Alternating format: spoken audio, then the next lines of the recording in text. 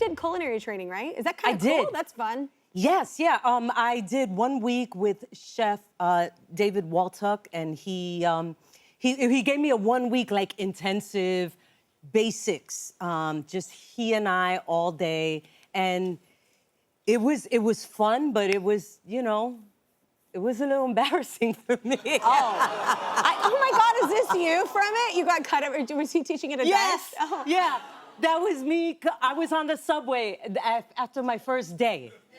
And that's what one hand looked like. The other hand, I was holding the camera with it. So the other hand also had Band-Aids. Do you like to be, I don't like cooking. I don't enjoy it. I love cooking. Good for I just you. know what I'm good at.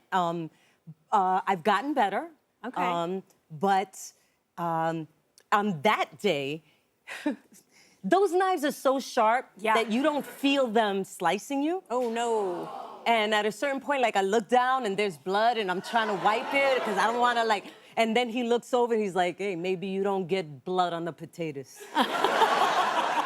Maybe they'll taste better without that. Wash out your hands, let's get some Band-Aids. And so, oh, my God. But I love it. I think it's the coolest thing. I say this to actors that come on. It is the coolest thing when you have a role and you get to, you know, somebody that's incredible in this field, you get to work under them. You get to learn under them. I think that's a really cool thing about the job. It's so exciting. Like, I won't say, like, oh, I'll ever work in kitchens or be on Top Chef or anything like that. But it's just something that I always was excited about. I don't know why. I still have a copy of James Beard's cookbook that I borrowed from the library back in 1983. Borrowed. In 1983. I still have it. That's it. I think they're still waiting for that return. Yeah, the fees.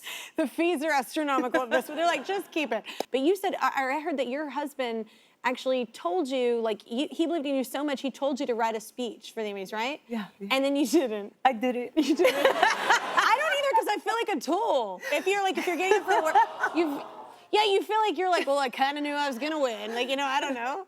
Yeah, I just figured, you know, Meryl Streep, Carol Burnett, Cheryl Lee Ralph, you know, Hannah Einbender, Janelle, brilliant actors. I thought I'd be setting myself up to be hurt. Oh. I felt I'd be silly. Yeah. And then they called my name and I was like... And then you felt silly. And then I felt really silly. You're beautiful, Maggie. What a night. Thank you.